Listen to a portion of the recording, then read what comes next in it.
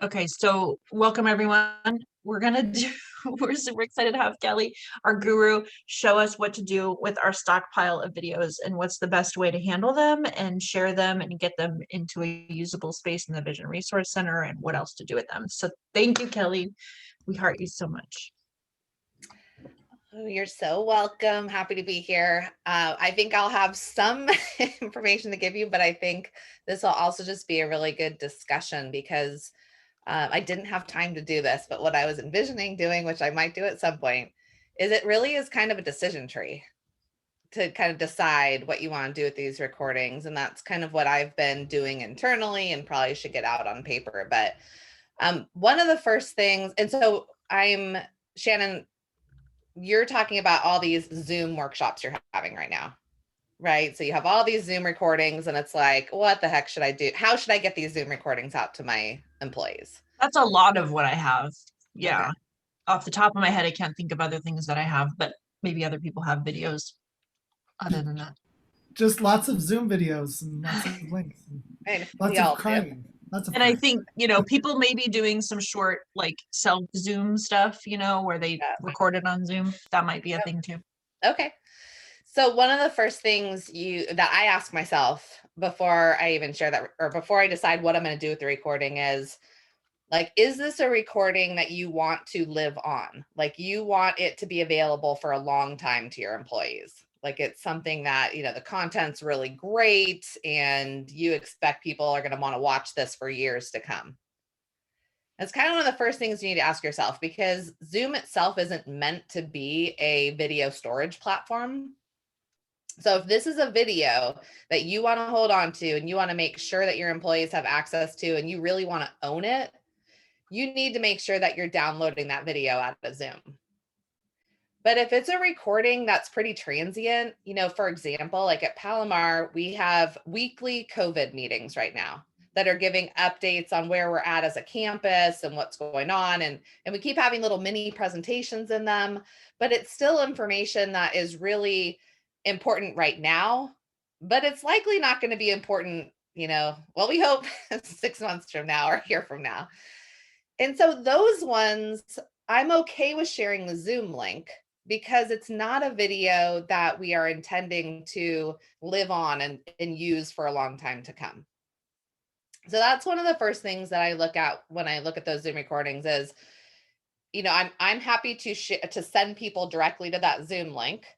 If it's something that isn't going to live on, that I don't need to keep a recording of. So that's something to think about.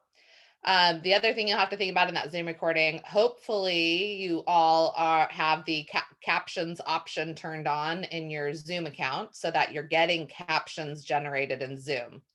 So make sure you're doing that because you have to make sure that any video file that you share with your campus has captions. So at minimum has captions. Hopefully before you share it, you've reviewed the captions, but at minimum, it needs to have the captions on them. So hopefully, and that is, you have to actually check that box in your recording settings. So before you share anything out of Zoom, so if you do want to share a Zoom link, make sure that you check that Zoom link before you share it out to your campus to make sure that whoever shared it with you, or that you had turned on the captions. Because if you didn't, then you do need to download that out of Zoom in order to add captions to it. And feel free to ask me questions as we go through this as well. So make sure it's captioned. And are you all familiar with how you can edit the captions in Zoom? I think I'm seeing yeses. Okay, so let me show you that really quick, because if there is a video that you want to share directly out of Zoom, you're going to want to make sure that it has captions on it. And then you do want to do a quick review of them. So let me actually go to one and then I'll go ahead and share my screen. So you're seeing my Zoom account right now. And so to get to your recordings, you just click on that recordings tab. And let me back up really quick just to make sure you all have the captions selected. So under settings, you have your meeting settings, then you have your recording settings. You want to make sure that this is checked right here where it says audio transcript. Because if that's not checked, then Zoom isn't going to auto-generate captions for you. And then just being mindful that even though Zoom is auto-generating these captions, auto-generated captions are about 85% accurate or so. They're getting a lot better. The technology is getting way better, but it's about 85% is what the average is in terms of accuracy. But make sure that that is checked. And if that's checked, then the recording that you do should have captions auto-generated. So if I go to this recording, this is our plenary general session, and I go ahead and I can click on this, I'm going to get to the screen where I can actually see the captions that were generated, and I could make some edits to it. So on this screen, because I'm the owner of the video, I can go down through these and I can read through it. And if there's something that I need to edit, I just click on the little pencil icon, and now it opens up the edit screen, and I can make that quick edit and click the checkbox. So that's a really simple way to edit your captions directly in Zoom. So you always want to make sure you do a quick look at them. The items that typically have a difficult time in any auto-generated captions, whether you're using Zoom or you're using YouTube, are like acronyms. Like, it does not like COVID, you know, and it does not. We have an organization up here that I was the director of called NCHEA, North County Higher Education Alliance. And every time I hold a NCHEA workshop, all I see is chia seeds and like all these, any other word that has chia in it. So I'm always really, I try to be very mindful now when I am recording, where I ask people to speak slowly and deliberately and try to avoid acronyms so that the captions are that much more accurate. So you can also, when you are recording, you can have people help you a little bit by asking them to speak slowly and clearly in order to have as accurate a captions as possible. So that's just quick on how you would be able to edit captions right here in Zoom. So this is actually kind of a good example. You know, this is our plenary general session. This is our big welcome. And I like to keep these. So I don't want this to be stored in Zoom because, again, Zoom is not meant to be a video storage platform.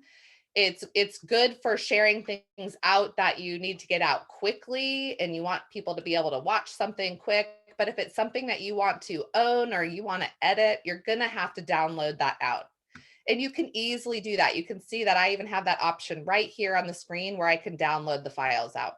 And you'll see it says 4 files because it also downloads out the transcript file that it created for you. So you can actually download that transcript file out and have a hard copy of that transcript file and make some edits to that, actually, if you had words that you knew needed to be updated. You can download those from that screen I was just on, or you can also download them from here.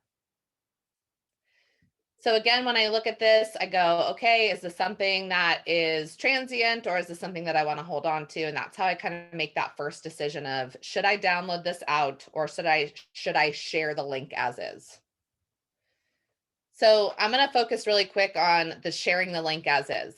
So for like our COVID weekly meetings, we're sharing the link as is because they're every week.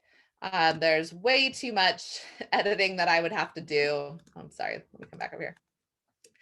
And it's not information that I would be thinking that we were going to share a year from now. So with that, then I have to decide how I want to share that link.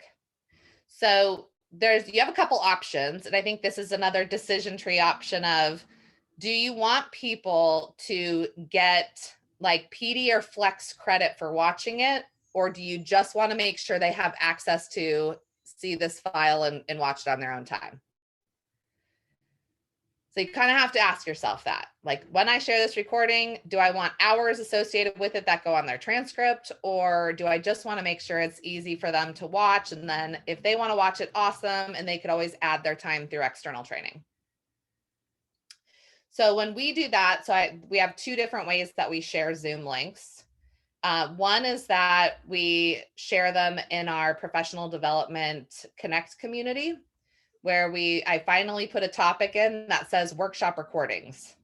And this is where my workshop instructors can go in and they can just drop that recording right there. So if I log into the system, let me show you what that looks like. And we just added this before, I couldn't come up with a good system. And I think this actually worked well because after our big, page. After our big event, the instructors of all the shops were able to just go in, and then those who wanted to share just dropped it right there, and then people could have conversations about it.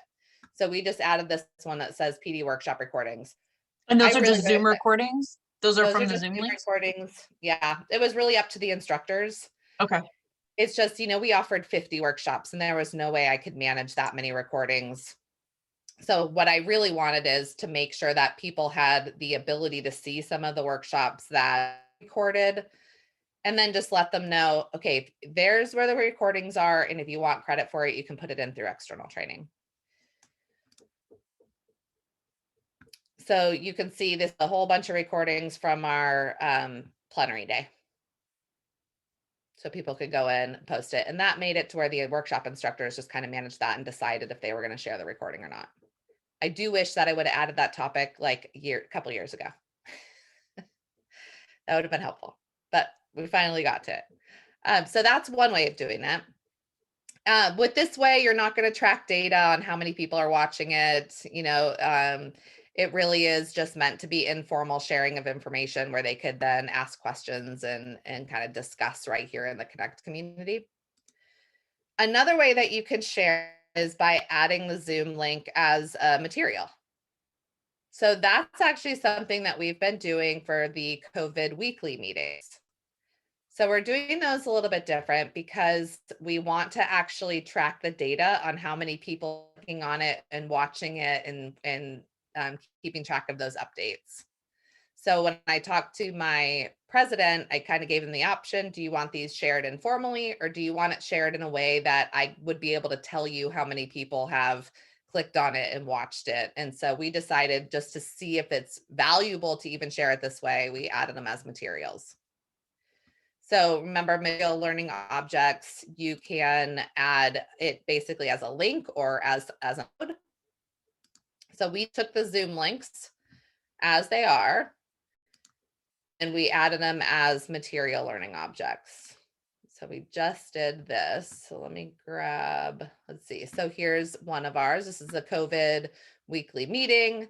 So if I go to my edit screen, you can see we just added them as other video, actually gave them time associated with them as well. So it does go on their transcript and they get some time for watching it.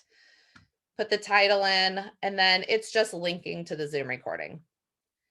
And again, I feel okay linking to the Zoom recording because, again, this is information that changes every week. It's like data on COVID rates and such. We're not going to watch this a year from now.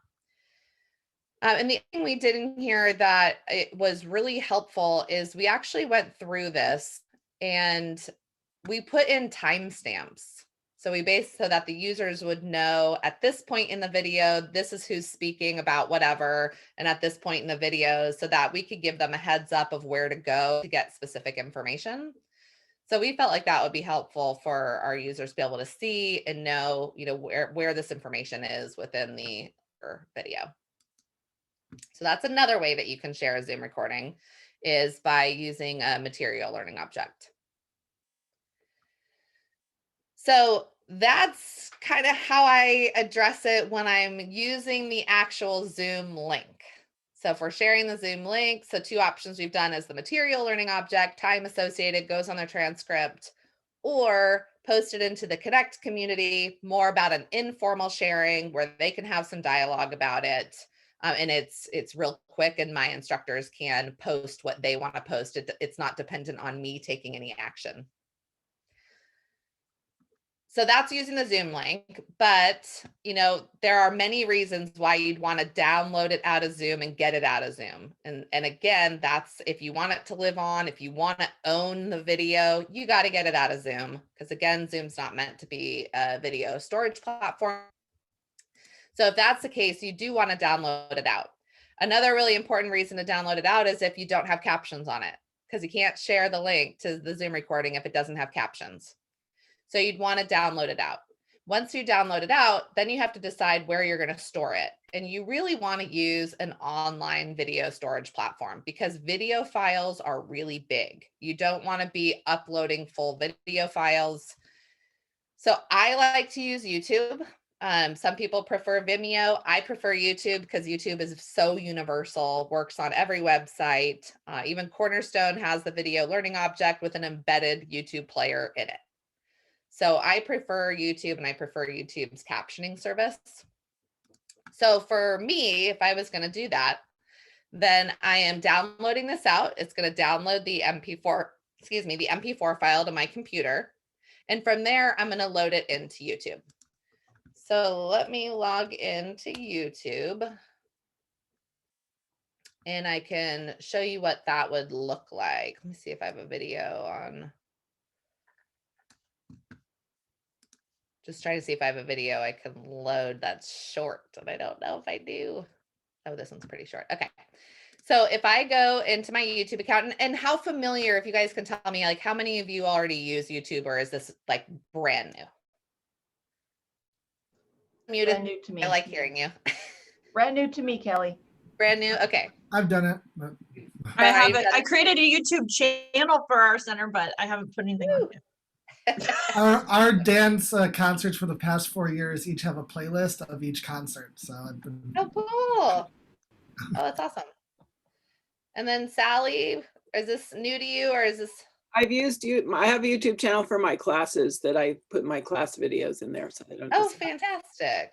But then I just talked to Jean. We're going to make one for PD. Yeah. Oh, perfect. Awesome. But I'm new to it, so.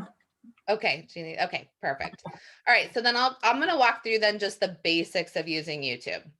I think, it is really helpful to have an account, to store all of your events, your videos, and then you can make playlists and things like that I think Brian had just mentioned. So when you get into, so if you've created your YouTube account, let's say you get into it in your account. So I'm logged in, I see my profile icon up here.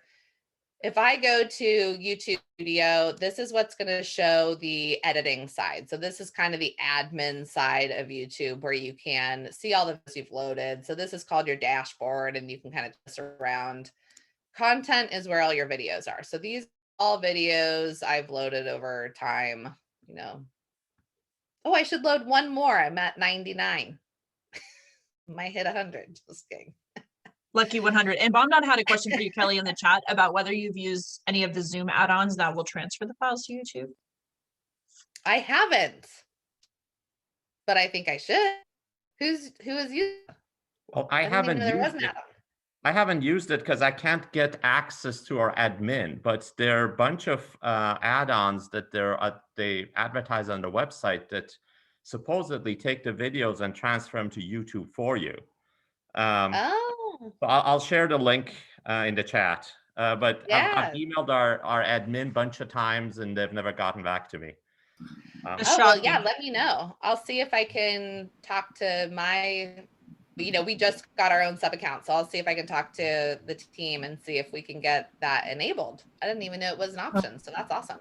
Oh, another thing, if you go YouTube live with it, it automatically lives on your playlist too. So like I have our opening day, even though it was an overflow, it's still like the video is still on my channel. I'm like, but I did, so it stays there if you go YouTube live as like. Oh yeah, you're good point. Yep, we did a couple of YouTube lives.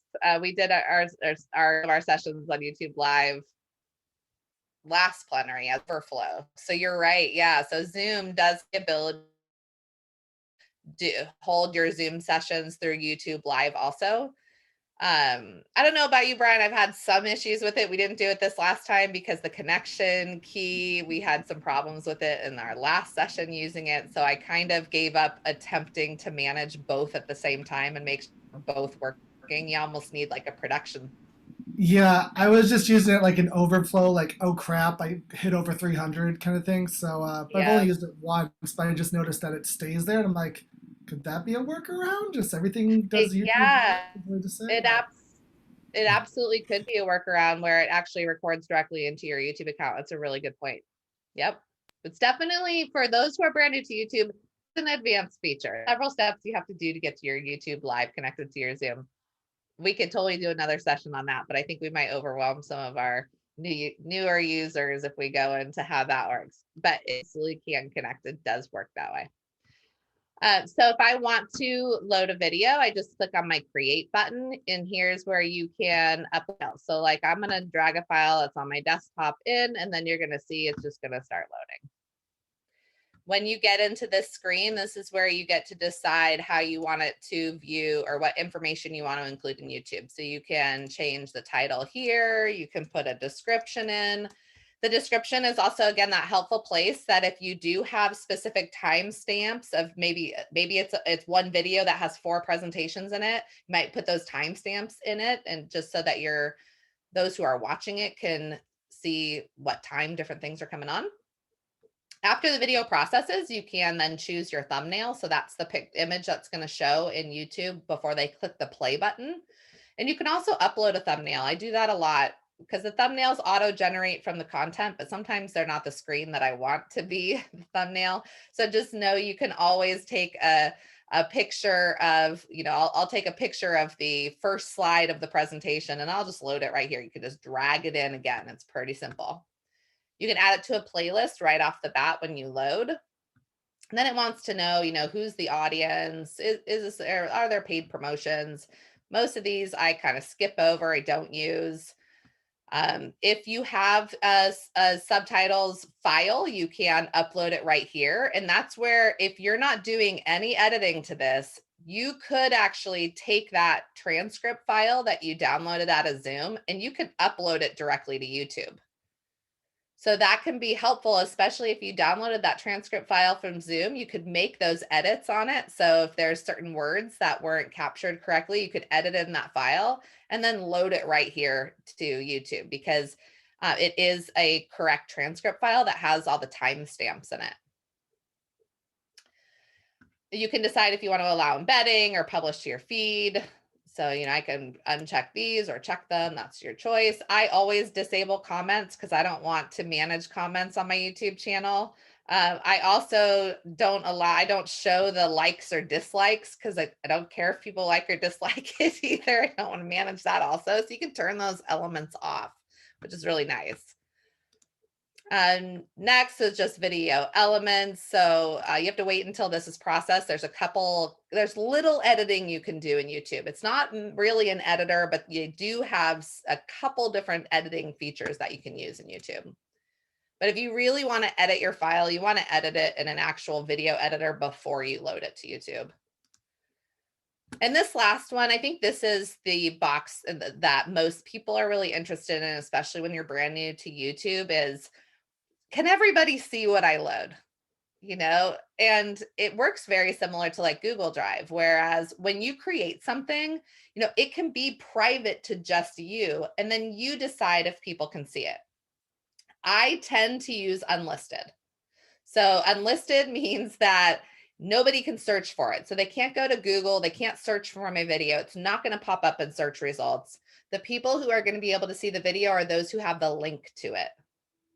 So if you put a video link on your website, if you embed it on your website, when they click on it, they can watch it. But they're not going to be able to search for it publicly in YouTube. It's not going to pop up. So they won't see it on your channel initially. So you'd have to decide, do you want it to be public where it's searchable and anybody can find it, or unlisted where they can access it as long as they get the link for it? Or private, which is nobody can see it. It's just for you.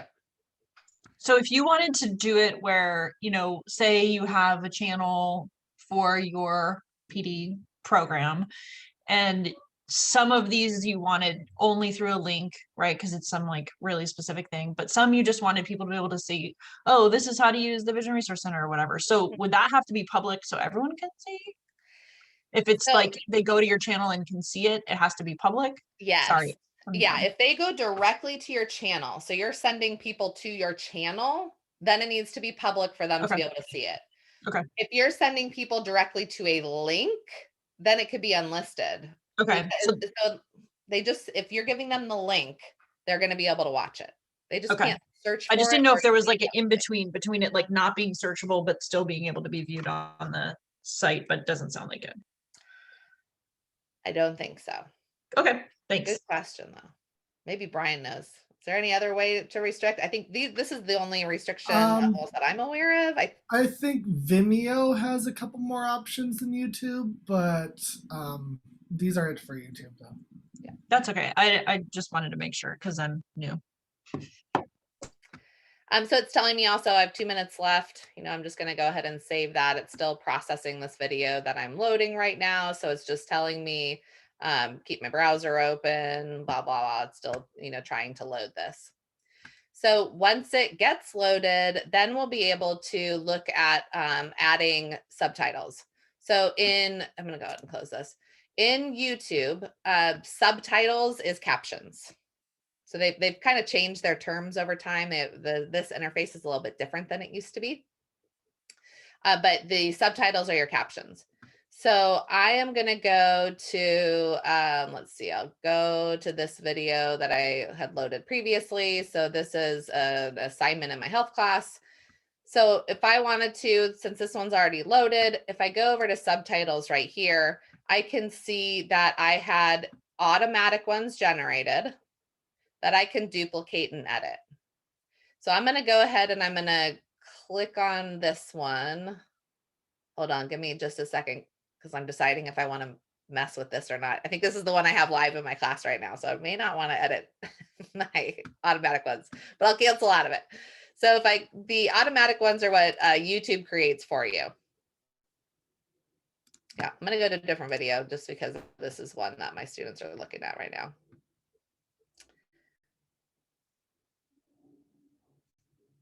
Here's an old one. So I'm going to go ahead and say I'll overwrite that one. And what it's done here is I'm able to see these are all the YouTube auto captions. So this is what YouTube has decided I'm saying. All in this field. And this is a new view. They just changed this caption view just recently in YouTube. So it's a new. Now, Kelly, if we uploaded a caption file from Zoom, would we see that here, or would we? YouTube doesn't also generate one, does it? It also does. It always creates okay. the auto-generated ones, but it would look a little bit different because this doesn't have timings assigned to it. So if this is, let's say this is a video that you don't have a caption file for, so you actually want to rely on what YouTube's doing, this is what you'll see. You'll see this whole thing. You can watch your video. You can make edits in this, and it really feels like you're just kind of editing a document. So if you need to change something, you can change it here. And when you're done, all you do is click assign timings, and YouTube then matches what you see here to the voice in the video. So it works really well. And I mean, you can see that like the auto captioning in YouTube has gotten really, really good. So I tend to not see too many mistakes. So I'm typically able to scan this pretty quickly and make any updates. Like if I wanted to, capitalize days of the week, things like that, I could do that quickly. So once you have reviewed this, you say assign things, then you'll start to see them within the video as well at the time that you spoke it.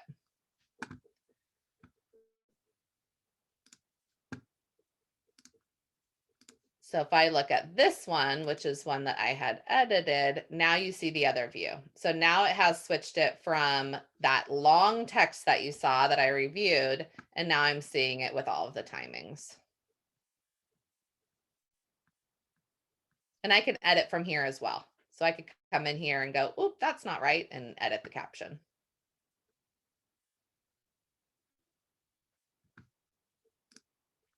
So it is actually pretty easy to add your captions in YouTube. So you want to make sure that you have those captions on there before, again, you share any of your videos out of YouTube. In terms of editing, as I said, there's a little bit of editing you can do in YouTube, not much. So if you really wanted to edit the video, you really want to do that in an actual video editor. Like if you're on a Mac, iMovie, or if you have Camtasia, you can edit it on Camtasia as well. But one of the parts that I find really helpful in what YouTube does offer is the blur. So for example, if you're doing like a how-to video on how to use the Vision Resource Center, and you're showing, like pulling a report and it's got people's names in it, but you don't want those names to show, you can actually add blurs into your video that will blur, like if there is like sensitive information. So I think that's one feature of the editor. I think that's really helpful that YouTube offers. You can also add music. So YouTube has a whole bunch of music in here that you can add to your videos. And all the music that YouTube offers you is all copyright free. So you're not going to get into any issues with copywriting if you use the video that YouTube offers, or use the music, I'm sorry, that YouTube offers. So you can add that. You can search through a bunch of the free music. If you've starred any, you'll see here. So there's like a bunch of stuff you can do. You can filter. So if you want something that's fun, here's a whole bunch of songs and stuff that's fun, or has to do with fun. There's lots of different audio options. So that's kind of the basics of getting it into YouTube. And then once it's ready in YouTube, well, then you're able to view it. So like this is a video that's processed. So then I can just take my link from here, and then I can decide how I want to share this. So if you're using YouTube and Vision Resource Center, you're likely going to use the video learning object, because that's how you can use the actual YouTube player in the Vision Resource Center. So you'd come in here and you'd grab that link, so the direct link to the video, and I would come back into the Vision Resource Center. I'm going to go back to catalog management, so that's under learning. And I would select the video learning object. When you create a video course, you have two options. You can upload a new movie, and this is limited to 500 megabytes, or you can embed. So if I paste that YouTube URL right here and embed, you're going to see that video pops right up because it has an embedded YouTube player. So that is nice, because then, especially if you're putting these videos into a curriculum, the YouTube video actually plays within the curriculum. Doesn't launch in a pop-up or anything. It plays right there, which is pretty nice. The downsides of, because I think one of your questions, Shannon, was, should you use the video learning object, or should, YouTube URL, or should you use a SCORM file? Was that one of the questions? Yeah, I think there may be instances where they want to measure the time that people are spending and making sure people watch a video. So that would be a SCORM choice, right? Absolutely. Yep, that's exactly it. So another decision tree time is, okay, when I put this video into Cornerstone and I want them to get credit for watching it, you can do it this way through the video learning object, which is really simple. YouTube players in here.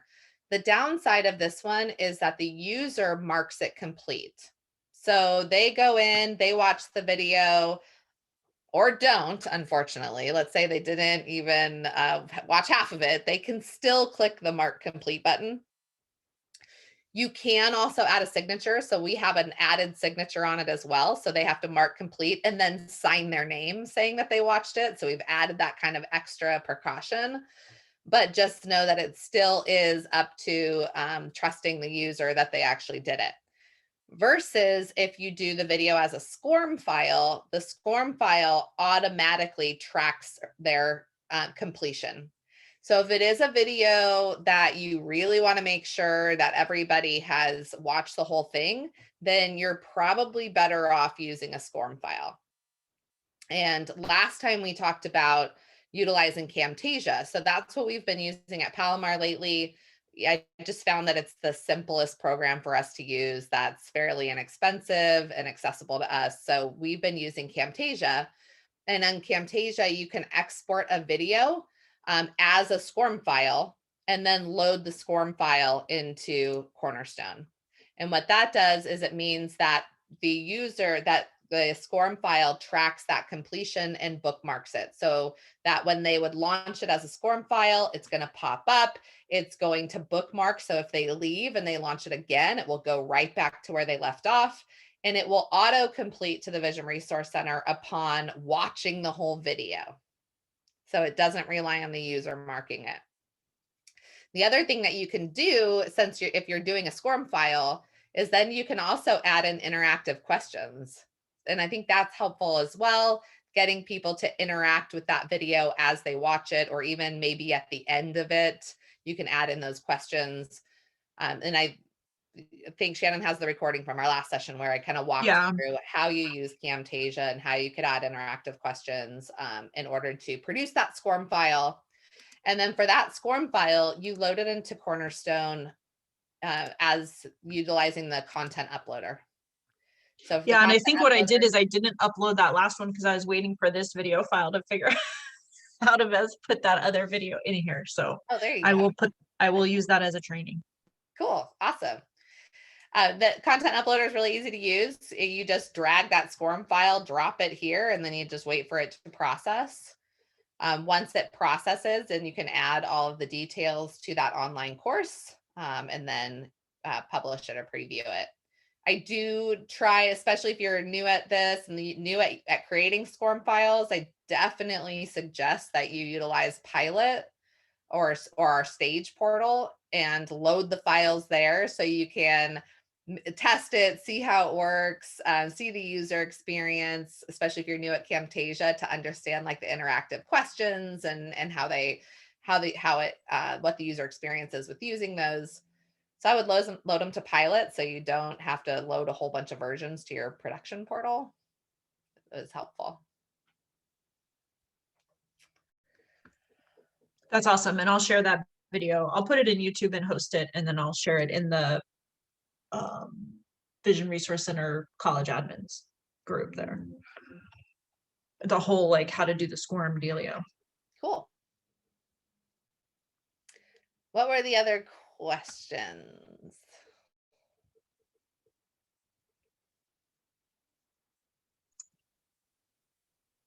Did that cover, folks, like most of what you were wondering about how to do it? Did it give you some confidence? I know it gave me some confidence in like doing something with these 8,000 recordings. Yeah, I think, for me, I'm going to make a list because we have our committee meeting next Tuesday. So I'm going to send them a list like, hey, check out what you want to stay and what you want to go like be temporary. I'll keep it as a Zoom, because then it will just disintegrate on its own. That will save a lot of time. But yeah, this is definitely helpful. Thanks, yeah, Kelly. time is really valuable, right? I mean, that's where I had the conversation with my president about, which ones do we want to spend the time to export, recaption, or edit, splice things together. So if there's two different videos that you want to put into one, but all that takes, quite a bit of video editing time. So we've really been trying to figure out which ones are valuable to hold on to.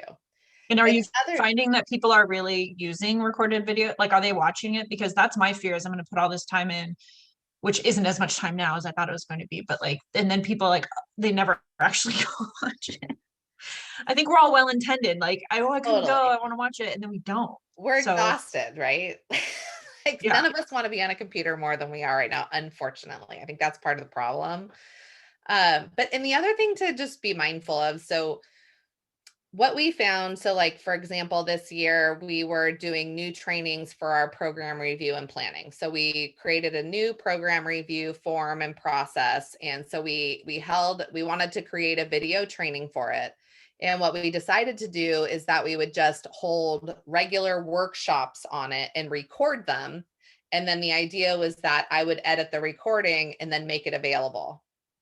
And what I realized in doing that is how many hours I spent attempting to edit this thing, because it's very different recording a workshop where you are purposely recording it because you are giving information out to people, or, recording a session where you're interacting with others. Like, there was so many pieces I needed to splice out of it that I was like, this is taking way too much time. It made more sense for me to just share the raw file, like the raw Zoom recording, so that other people could experience it like they were there in person. So what we've decided to do now is when there is something like that we want to record, my partner Matt or I will hold a Zoom session with just the speakers or facilitators, so that we record it with just them. They're really focused on their part, and then we move on to the next person, so that you don't get all of these, can you all see my screen? Am I still unmuted? all of these things that, Painful. so it's been easier for us to do that because then we can really easily edit it down and take out the pieces and put everybody's parts together. So we kind of started doing that as a workaround because a lot of Zoom recordings, they're not great recordings, so you have to think too, how long do you really want to hold on to those as well? Or do you realize they're workshops that are super valuable and people really want the information? It's almost better to re-record it with the person so that it's really purposely a recording of like an online class, or it's essentially like a lecture, right? That we faculty, do all the time. Yeah, that's really helpful to think about on the creation side, right? Little late for those videos that I've been sitting on since August, but it's okay. Yeah, and the other idea is, put them in a community, because then it's really just about the option is there, it's available, they can converse about it, but that it's not a real learning object. They have the opportunity to, watch it, and then they could always claim credit for watching it through external training. I think that makes a lot of sense for some of those bigger things like opening day and such, especially because so many of those are timely on a specific time, or they're things that happen and are recorded through other versions as well. So it's great. Anyone have any other questions? Comment? I guess I just want to add to, listening through this is, it's just the fact that it's becoming expected that now, like, there's a recording for everything. And I guess, it's like video editing and, making sure that, I'm like, well, I didn't sign up for that, and so as technology is evolving, our role is changing. And I think that that's not being addressed. So I just wanted to add that. Naima, you are spot on. Like, and now, and you always have to be careful too of how many people know how many skills you have. Just kidding. In the sense of now it's like, I can edit that video going, okay, I need to explain to you that I can get this recording out to the campus in 10 minutes if I take that Zoom link and do it through a material learning object. If you want me to edit this and make it better and get it posted and recap, that's like a 2 to 3 hour ordeal. So what's the value there? So I am being more cautious now, and I'm being more careful about, what ones do we really want to? Like, I would rather spend my time creating a really good online course SCORM file using Camtasia that's purposely made for a learning object to teach somebody something than putting all of that time into editing a Zoom recording. I think I'd prefer to just make it available so people can watch it if they want to. And if it's a really important topic and something valuable, actually put the time into making it a nice, SCORM online course file.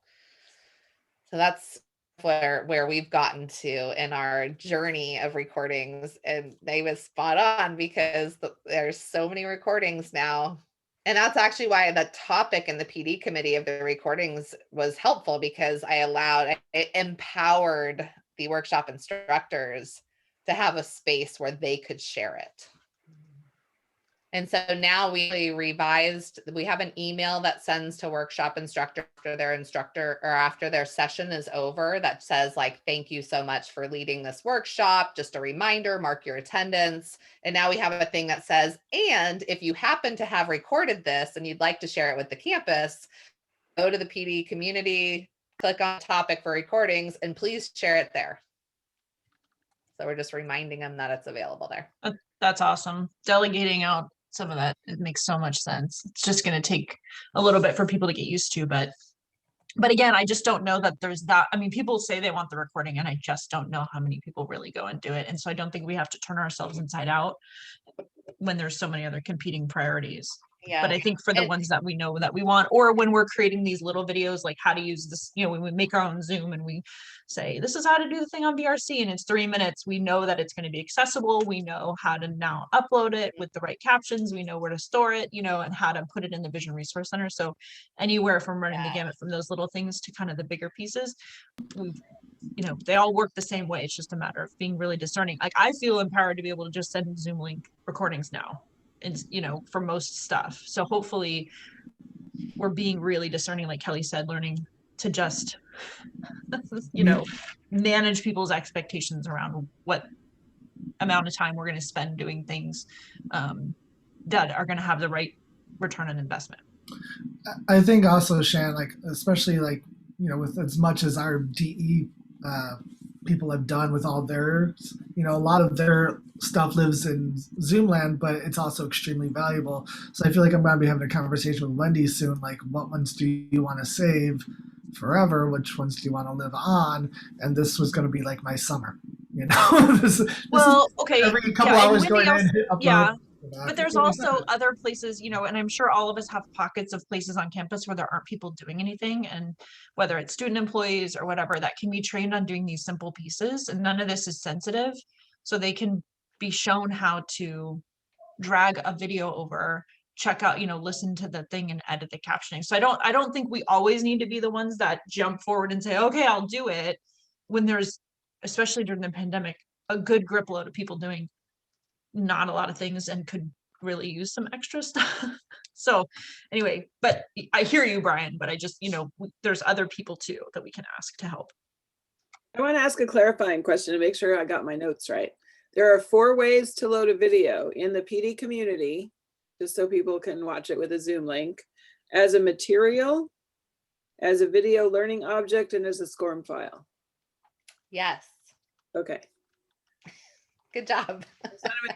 I'm sorry, I know it sounds confusing. There's so many like kind of caveats taken into consideration. Each one has its and the real tracking or editing or whatever. Yeah. So really quick before I forget this one, the other value of having your instructors of your workshops post their recording is that when your users watch it and they have a question about it or want to say something about how awesome it was or whatever, they can reply there in the community and the instructor gets the notice that they replied, you know. So if I post it, I'm the one that's going to get those notifications and I'm not the one that led that workshop. So that was another reason of like empowering them to share their own recording. So, you know, keep that in mind as well. And then Sally, yeah, looking at those different options, you know, thinking about whether you want them to actually get that credit or not, you know, the, if you do it as a video LO, a material, or a SCORM file, that has time associated with it and it goes on their transcript. So then you can report on it as well. They post it into the Connect community, you know, there's not going to be, the only real reporting you can get on it is like how many views or how many replies or likes it's had. So yeah, depending on the video and the purpose of it, it would maybe lead to a certain home. Yep. So with a material, how is a material different from a video learning object? So a material learning object, I mean, you could use a material for the YouTube link. So the YouTube link, you could use the video LO or the material. I would use the video learning object because it has the embedded YouTube player. Got it. So it's going to play that video, you know, right within. Here, let me see if I can pull up and I can give you an example of kind of one of the reasons why I actually like the video learning object. I mean, I don't like that they can't track completion on it. And there was a discussion in the Client Success Center about trying to get Cornerstone to figure out how to track the completion like a SCORM file so that, you know, it'd be automated, but I don't know if it's possible. If I go into, so like this is our curriculum, we created this, I think I showed it to you already, but it's for our trustees. So we have a whole curriculum of training for our trustees. So one of the things that I think is helpful about the video LO is, so this is a video LO here. And so if I launch it, it launches right here in the curriculum. I really like that, right? They get to watch the whole video right here without anything, without another pop-up. It's embedded. So I'd rather do that than a material. So a material, so this is a material up here, this guide. When they launch that, it's, you know, gonna, and so you're not seeing it because it just opened up a pop-up on my screen. You know, it opens up outside of the system, and online courses open up outside of the system as well. But in terms of a material or a video LO, if it's a YouTube link, I like the video LO. If it is a material, it's just going to take them to Zoom. You know, it's going to leave Cornerstone and take them to Zoom because it's an external link. Thank you. Yeah, you're welcome. Good questions. We have Any a other couple minutes. Anything else? Thank you, Kelly. Appreciate your time. I know how busy you are. No problem. Really great to see you and get this assistance. Really helpful. Yeah, anytime. And thanks, Shannon, for kind of setting this up. So keep Thank the you. questions coming, Shannon. This is my own personal like training it's session. I great. invite everybody else. Might feel overwhelmed. I have a Thank lot you. of information. I just need to know what your questions are. I'm happy to walk you all through, you know, I mean, and so I don't know, you know, maybe we should do one on reporting coming up, and you know, I can really walk you through. Reporting 2.0 is almost finalized for us, so that should be up pretty soon. I can start kind of walking you through creating reports from Reporting 2.0. I'm working on a guide right now, so I'll get that out for you as well. Yes, please. Cool. Yeah, do you Yes. want to Thank do it you. once the guide is done? We can set a time so then people can kind of have both and Sure. dovetail that. And Yep. then I'll put this, like I said, I'll practice with these recordings and put them on YouTube, and then I'll put them in the admin community. So, but in the meantime, folks, I'll send this group the recording from Zoom. Thank you. Appreciate that. Absolutely. That would be All right, awesome. cool.